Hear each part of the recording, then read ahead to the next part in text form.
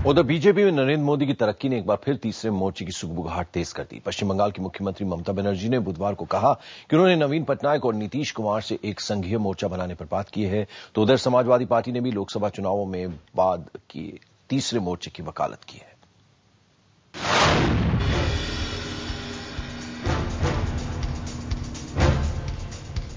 BJP और JDU के रिश्तों में पड़ी दरार ने इलाकाई छत्रपों को गोलबंदी का मौका दे दिया है।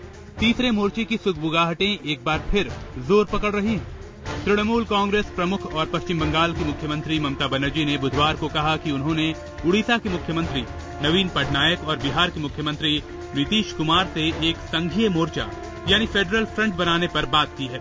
ममता ने ये बात नीतीश कुमार के दूत और जेडीयू नेता केसी त्यागी से मुलाकात के बाद कही। নীতিশজিও সহমত যে আমরা সবাই মিলে যদি একটু ফেডারেল ফ্রন্ট করি খুব ভালো হবে, রাজ্যগুলোর পক্ষও হবে, দেশের পক্ষও হবে, সবাই যদি আমরা সব রাজ্যের কথা বলি এবং এটাতে উনি সহমত এবং ত্যাগীজি এই জন্যই এসেছিলেন কথা বলতে। আমরা খুশি। এইভাবে কিছুদিন আগে আপনারা জানেন ঝাড়খণ্ডের বাবুলাল মারান্ডিও এসেছিল, কথা বলে গেছে। ओडिशा के मुख्यमंत्री नवीन पटनायक ने मंगलवार को संकेत दिए थे कि वो लोकसभा चुनावों से पहले क्षेत्रीय दलों के तीसरे मोर्चे या संघीय मोर्चे में शामिल होने के लिए तैयार है। बुधवार को दिल्ली में रैली के बाद उनकी पार्टी ने ये बात दोहराई। इसमें कोई दो राय नहीं है मेरे हिसाब से कि एक थर्ड फ्रंट बनने जा रहा है, मजबूती से बनेगा। अब तक सरकार का साथ दे रहे मुलायम सिंह की पार्टी ने भी तीसरे मोर्चे के सुर अलापने शुरू कर दिए हैं।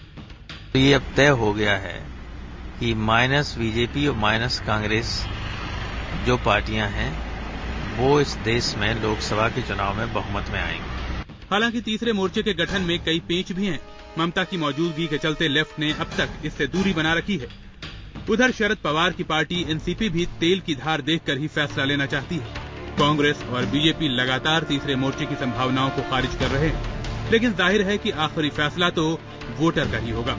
चुनाव के ठीक पहले तीसरे मोर्चे की सुगबुगाहट कोई नई बात नहीं है, लेकिन मुश्किल यह है कि तीसरे मोर्चे के संभावित घटक चुनाव में एक दूसरे के सामने खड़े होंगे। ऐसे में इसके अस्तित्व को लेकर उठ रहे सवालों को खारिज नहीं किया जा सकता। आनंद प्रकाश पांडे, दिल्ली, IVN7।